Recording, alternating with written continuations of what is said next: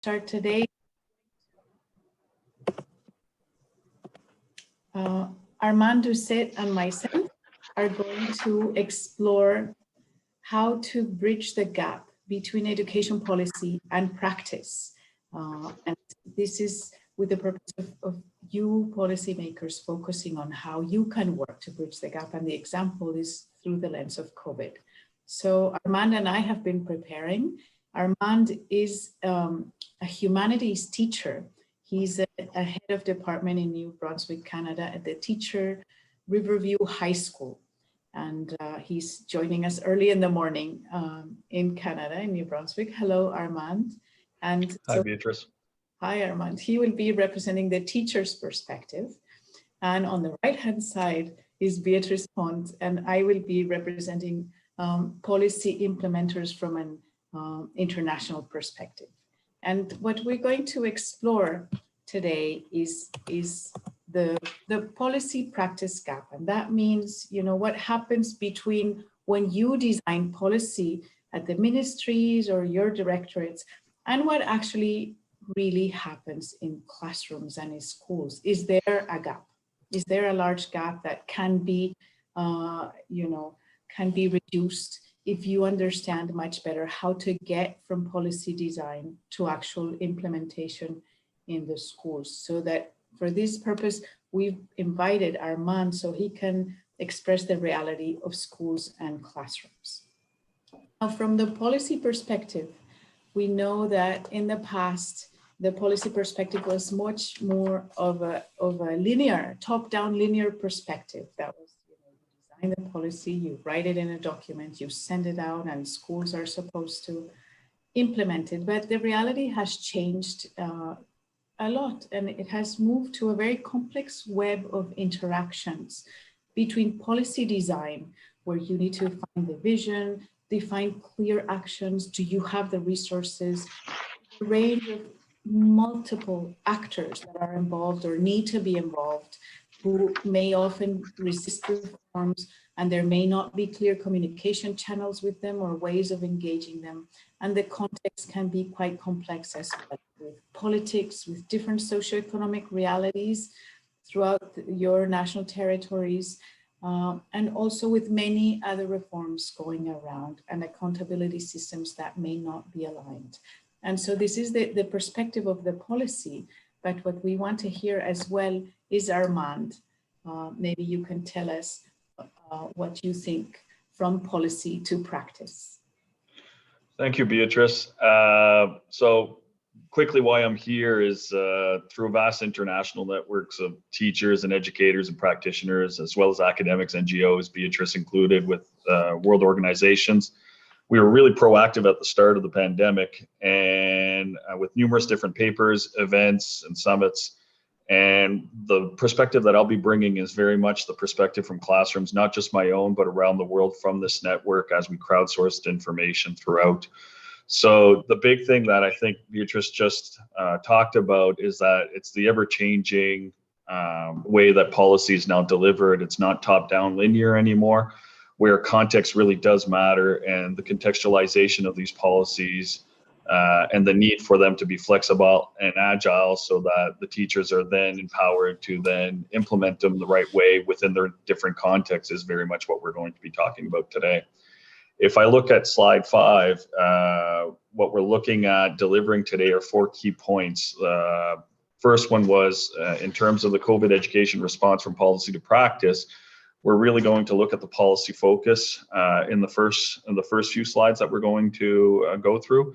Then after that, we're going to look at the coherence and really have a discussion between Beatrice and I, which we've been doing over the last 6 months. Correct me if I'm wrong, Beatrice, but we've been having these conversations and realize that one of the major issues with the coherence is that we don't speak the same language from the classroom to the policy. The language is different, almost a complete foreign language in many ways. So we'll talk about that. The resources that were needed, the change strategies, and then how to bridge this policy and practice gap. What have we come up with in terms of how we should be moving forward? Thank you, Armand. So in terms of the policies, what we've seen during COVID is that the key focus was students, how to support students in learning, in well-being, and to have great for equity, as there's been intermittent school closures, remote and hybrid approaches to learning, greater focus on learning and well-being, and the need for many of you working in ministries and departments to mitigate risks for disadvantaged. At the same time, at the education for schools and for education professionals, for teachers, they've had to be very flexible, very adaptable. They've had to increase collaboration, and they have increased very voluntarily collaboration. And there's been a need to improve professional competencies and skills, and not only in pedagogy, but in the use of technology so that they could deliver learning. At the system level, one of the main issues have been resources for ICT, for improving capacity, for networks. Student assessment is an issue that it has been very much at the forefront. And then what to do with school, teacher, and system evaluation. And so we see that between your education change strategies and schools, there needs to be clear communication and a clear strategy. So we're going to review some of the policies. And what we can start with is that during the first wave, there was a quick survey done where it demonstrated that actually it was schools that made their own alternative education arrangements, often without governments in a large proportion. So schools demonstrated within 1, 2, 3 weeks that they could turn around and move into a virtual environment to other environments that could support students in many education systems. Now, the policies, many of them reflected they were focused on ensuring a continuity of academic learning of students, integrity of the assessment to a great extent, providing advice to teachers, but one of them was to a great extent ensuring the social development of students, ensuring support for disadvantaged students. The well-being of students has been a key focus, and then to revise graduation and grade transition policy to allow students to progress. But the focus on equity and disadvantaged students has been quite very much on the forefront. We've also seen then next that a greater focus was in later on to address the learning gaps. And here you see a figure in the second survey that was done jointly by the OECD, UIS, UNESCO, and UNICEF and World Bank, that many education systems. Here the data is on upper secondary education, but they were focusing on developing remedial measures to reduce student learning gaps and also to assess these gaps with students, and then to take measures to really focus on disadvantaged students. We've also seen a number of policies to adjust the school calendar and the curriculum. In blue is no adjustments. In pink is yes, and yes, some adjustments. So to the right-hand side, those that have adjusted much more. So there's been a number of adjustments that you as policymakers have had to handle, to organize, to plan, and to deliver. And so all of this adds up to a lot of policy change, And so what does that look like in a classroom and in a school? And this is what we want to ask Armand. How do you really handle all of these changes? So it brings up a really interesting point. You know, the first thing a teacher does when he creates a classroom culture is to try to create a real safe situation for everybody to express themselves and to go on this journey of learning. And this instability that we were having throughout the pandemic, particularly in the third wave, is where I think it really became unstable, and then we've had some issues. Really created a context where you were constantly pivoting, which constantly pivoted the guidelines, which constantly pivoted the rules, which meant the students never felt really safe. And so I think there's a real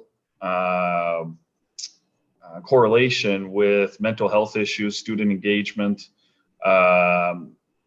student performance, and so on over the year of the pandemic. If you look at it from a three-wave perspective, the first wave, second wave, and third wave, the first wave where you saw teachers, what really happened is where I consider teachers to be in a very professional setting, meaning that everybody has trust between all stakeholders. And you can see it throughout the hierarchy. So from leadership, politicians, to policymakers, to school leadership, to teachers, there was a real drive and a voluntary drive to try to do whatever was necessary to reach our kids. Number one, from an equity point of view, because when it really closed down at the start, it was about taking care of those kids that relied on the school as the hub of the community for mental health, for food, for safety, for security, for clothing, all those elements that are kind of hidden within a school year, all of a sudden pop to the surface because you didn't have access to that anymore. And you saw a major food drive in a lot of areas. Argentina had one.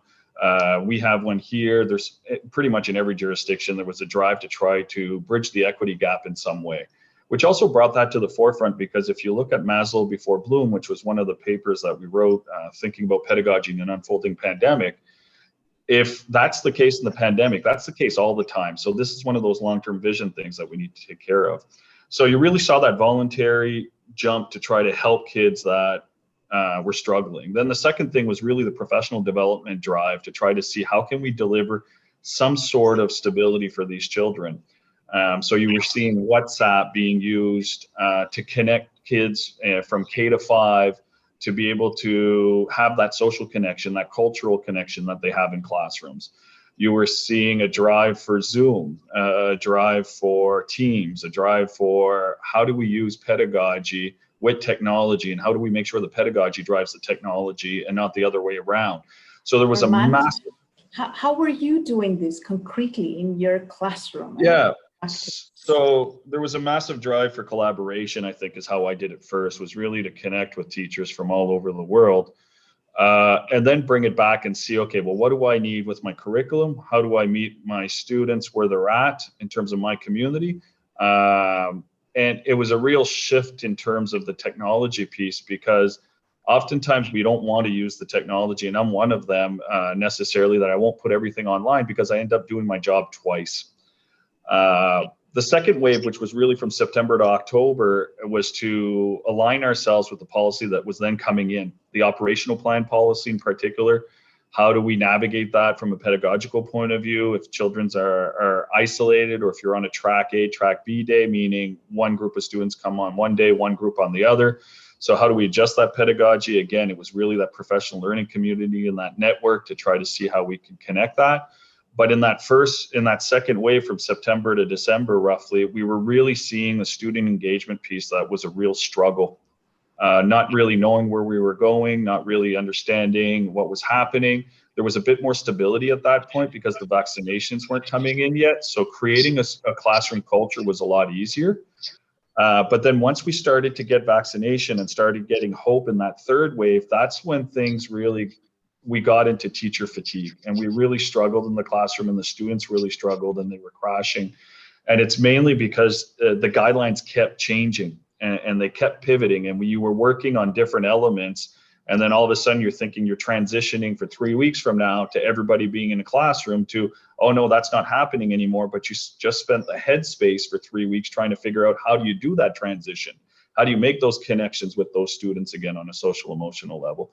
So there was numerous different things that were happening in the classroom, but really it was in those 3 waves, and anybody that had that kind of 3 wave around the world were sort of feeling the same thing as what my understanding was from my colleagues. Thank you, Armand. And it sounds like it's been quite a struggle, but also a professional adventure in a way. Yeah. I'm going to move to the coherence around delivery, which I think is something that also many teachers and many schools may have struggled with. And I'll just give an example. We've thought that the coherence around delivery was in terms of assessment, in terms of professional learning for you, in terms of health criteria changing, as you were saying, that were, guidelines were changing, and in a way you need some certain level of stability.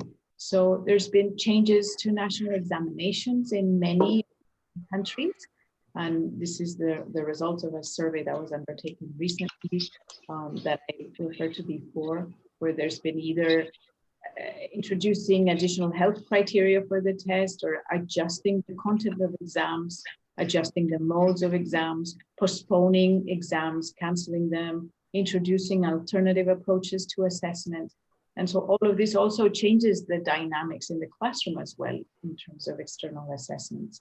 And at the same time, policy coherence around support for teacher professional development in order to be able to handle the new ICT practices, whether to deliver hybrid learning or to deliver fully remote learning, or to use it more in the classroom. So there's been, according to policymakers, there's been much more support for teacher professional development in this area. And so could you actually, again, we want to see from your perspectives, policymakers, let's design these programs, let's deliver them, but what does really happen for you in the classroom? Where do you even have time for professional development? What happens when tests are changed? All these criteria around you change quite a lot. It came back down to the expectations and how the policy was communicated. Then that coherence either aligned or didn't.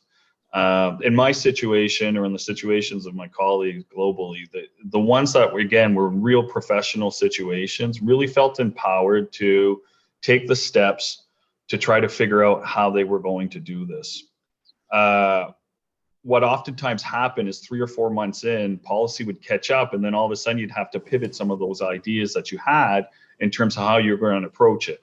Now, part of that was the operational plan for health, which makes total sense because you had to mask up, you had to spread them out within the classrooms. The classroom setting was different. You might have been on a day on, day off. So that really changed things in many ways. That was the real big first hiccup. But what we found was sometimes the focus was on the wrong things. We were trying to figure out how to do one thing, but then we would get a focus on policy on something else that wouldn't help us necessarily on focusing it on something. Where I saw alignment there was when we decided, okay, we were going to make sure that on the equity piece, everybody had software and the laptops or the hardware to be able to deliver it online. But what happened there is that the understanding of how pedagogy works and those teachable moments that you would get day in and day out, it takes some time to be able to readjust that. And that's something that I think every teacher went through globally, is that how does this process work now that I am teaching it online? I can't necessarily catch my students doing it at the right time. So when you're looking at assessment, when you're looking at formative assessment and critical feedback, those teachable moments are often disappeared in many ways. And it made the learning of the curriculum, full curriculum, a bit harder because you weren't able to go at the same pace as you would usually go. So that was something. We found that there was a lot of miscommunication across that what was delivered and what was actually wanting to be implemented was not the same thing, or what the policy would say and versus how the implementation would actually happen were not the same thing. And oftentimes what we were seeing is that not everybody was represented at the table, and then the policy wasn't flexible or agile to meet those different contexts. So case in point, if you're at your table and you have a high school teacher or a secondary teacher, but there's no elementary, there's no kindergarten, there's no middle school teacher or middle school leader or kindergarten, then you're not getting a full perspective of how these classrooms work. And the pedagogy is vastly different depending on which grade level and also which subject. So that's also hindered some of these things that were coming through that we were driving in that first wave to try to figure out how to do it. Oftentimes, I think we're still siloed and we assume. I assume that I understand what policymakers are doing. Policymakers assume that they understand what I'm doing without either one of us actually going in and working with the other and doing that job. And we've talked about this, Beatriz, about it's very important that we speak the same language. You can't speak the same language if you're not in the same room and doing the same things. So my dad actually has a policy suggestion and a teacher suggestion is that we should spend at least 1 week a month before we write anything or before we do anything to basically understand what is the policy actually trying to tell me so that I can implement it. But at the same time, you can see its implementation, right? Which makes total sense in many ways. there was also a lot of short-term decisions that were made that influenced our classroom without the long-term vision of how that would impact. So a lot of collateral damage coming through. Basically, one of those was the day-to-day decision makings to change operational plan and how that plays into effect in a school culture with our students, and how it influences their motivation, and how it influences their hopes and their dreams and their application. The top 10% is not going to be a problem. They're always going to be engaged. But when you have the majority of your classroom that are struggling because of some day-to-day changes, that becomes an issue within your classroom and trying to push them forward. So that really is where we were seeing the coherence deliver. We saw a really drive at the start and a following, and then we saw policy catch up and then trying to implement these changes. And then after that, it was really driven by the day-to-day decisions on the changes of operational plan that really influenced the classroom, because by then policy had stabilized a bit in terms of what we were expecting from a learning point of view, culture point of view, but the operational plan kept changing, and that's the one that everybody really attached themselves to, that really influenced the day-to-day cultures in our classroom for learning, but also for mental health and everything else. Thank you, Armand. This is very enlightening. So in terms of the resources, so we've heard about your challenges to handle coherence, but at the same time, how you did handle them. And now the next is the types of resources that have been challenging for you. And the initial survey asked, how challenging was it to implement the following? And many of those respondents selected that the availability of technology, but also addressing student emotional health, having the right balance between digital and screen-free activities, availability of parents and guardians to support learning at home, again, the technology infrastructure. So there's been a number of challenges in terms of having the right resources to handle COVID in education. How did you live through this from a school's perspective? It's a great question. Can you still hear me, or I'm hearing an echo? Is that good? Okay. It's a great question because schools were already globally involved in innovation fatigue. Over the last 20 years, roughly, there's been a lot of changes in schools and a lot of different influences that are coming into our classroom, from ed tech, from policy, from parents, from culture, major changes because of the fourth industrial revolution, right? And we wrote a book on that. So part of that was also to try to, all of a sudden it became amplified because of the pandemic. The only way we could connect was through technology. But it also amplified some major issues that we have as teachers and some of the reasons why it might not have been embraced in different settings. Now, one is not everybody has access to technology. So my Colombian colleagues in remote areas that Vicky Colbert does with Escuela Nueva is very much packages that front load a lot of this, and it's student-centered, but also at student pace, which I actually took a lot from that and said, okay, if this is going to be our situation, can we possibly build it? So instead of having, okay, this is where we're going, it's going to be a surprise all the time, can I build a package and say, okay, these are the different things that you need to be able to do. This is how we're going to do them. This is your checkpoints, and so on and so forth, which is very much a building-based assessment versus taking points away. So I actually learned from areas that had less technology to be able to build with mine. Part of the reason why implementation of technology has not been happening at pace globally, and one of the major reasons, is because of you're doing your job twice. And none of you that are here on this call would do your job twice, nor do I want to. And what do I mean by that is that the equity piece within our classroom is real. And when you only have 15 to 16 kids that have access to the technology, and I'm talking true technology, not the phone, because we've realized that with the phone, there's only certain things that you can do. Creating is something that they can do with their phones quite easily with different apps that are out there to showcase their learning. But when it comes to navigating their phone to go get files, to be able to go on Teams, to be able to go Google Ads or whatever else, it's quite more complicated than it looks, and it's not as easy as it looks. So that was something that came to the forefront, was that equity piece. We were doing our job twice because you would have half your class that would do it online. So you're navigating that, you're navigating who's bringing it in, who's checking it out, who's made the assessment, who hasn't, and then you have the other group that are doing it via paper. So now you're going to navigate that. So you're doing 2 administrative jobs. So the reality is that most teachers didn't even want to do that. So they just stuck to paper because everybody had access to that, right? So that was one of the things that we were really looking at, is that you were doing your job multiple times. So when jurisdiction took care of the equity piece, then it was about coaching the students and the parents on how to navigate the technology and the software, which really became a different issue altogether, because we believe that students are digital natives, which actually is a myth. They're digital natives for apps that they want to use, but when it comes to navigating email, how to attach files, how to do all these different things, how to navigate the system, only about 10 to 15% are really good at it. The rest of them need to be taught. And that's a new foundation and new scaffolding that you have to do within your classrooms that we didn't think we had to do originally. The second thing on this with the resource was, how was pedagogy going to drive the technology we were going to use? And that is different than the technology driving the pedagogy. Now, in some instance, policy dictated which technology was going to be used. Then we needed to navigate, okay, well, what does that look like from a pedagogical point of view? This actually became a constraint for a lot of people because they had chosen already what they were going to try to use as they were doing massive professional development, particularly in the early stages of the pandemic. And they might have chosen different things to use. Now, if it's a learning management system, it makes sense that it's the same across the board, because parents and students need to navigate that system throughout their day. But when it came to showcasing your learning, a bit more flexibility could help. But that also brings me to the personal risk for students and the personal risk for families.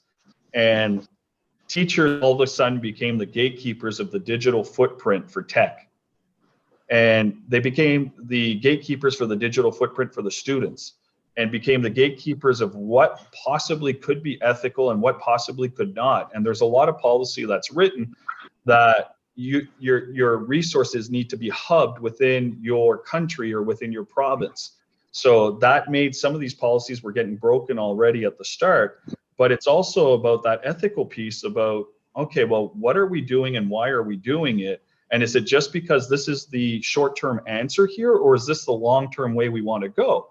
So to give you an example of that, in late March and early April, there was a lot of different articles coming out on Zoom and some of the data mining and ethical things that were happening that might not have been particularly on the privacy side, that we don't want students to be part of. We had some Zoom bombs happening and so on and so forth.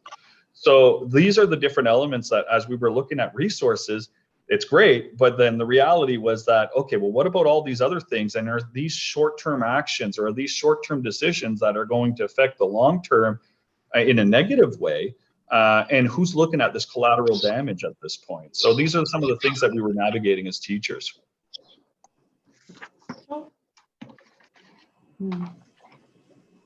Thank you, Armand. I think you are really, making a vivid example of the challenges that you're facing in the classroom and how policy needs to take these into consideration when shaping strategies. And so we're going to move into this education strategies, actually. How were policymakers shaping education strategies? And at the beginning, it was really about having to lead education change in a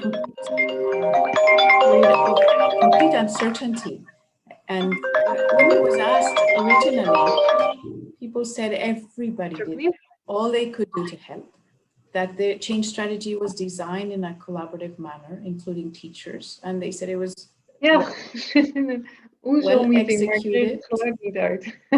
And then in the second and third wave, the second surveys showed that it was actually a much more clear distribution of decision-making responsibilities, with the central or state government deciding on closure opening, on resources, multiple decisions, on teaching and working requirements much more at the school level, but also some of the central state and adapting teaching practices at the school level. So it was more clear strategies as we moved on, but it was very clear that at the beginning, it was really schools who were leading the change process.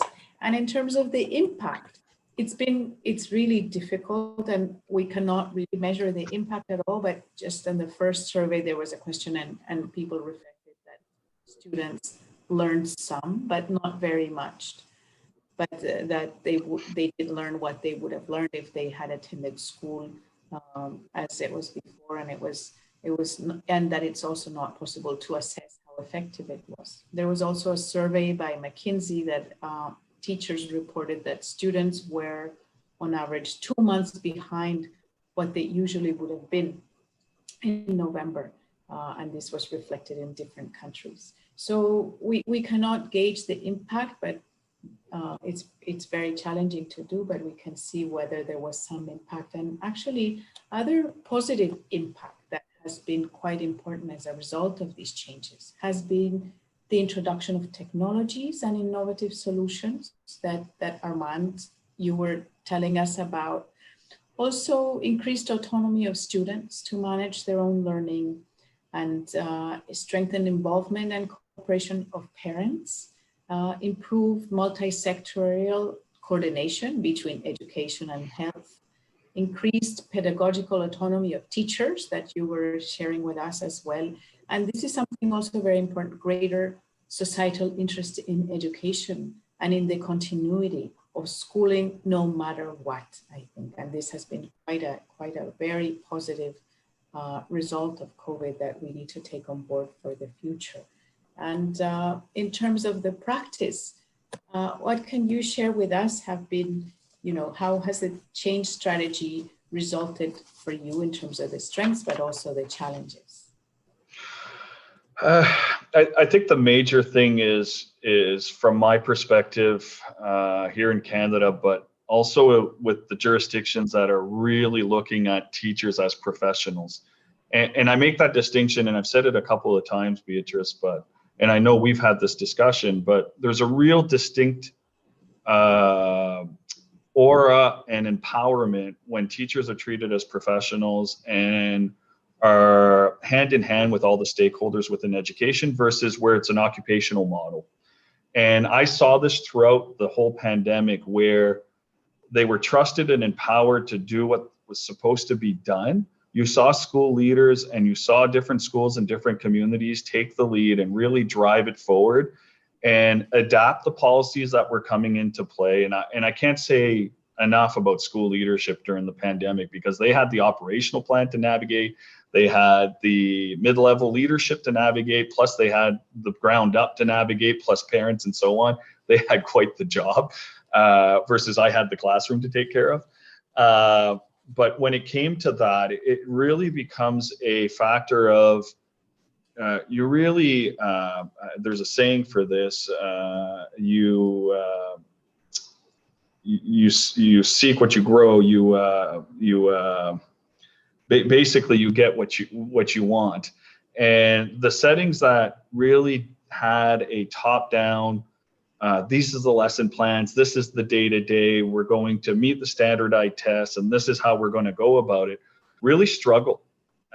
Because once the standardized tests got cut out, and for good reason, in terms of validity and credibility in that situation, then you were stuck with the situation of, okay, well, what do we do now? And all of a sudden eyes are open, like, okay, now we can actually go out and do some different things here.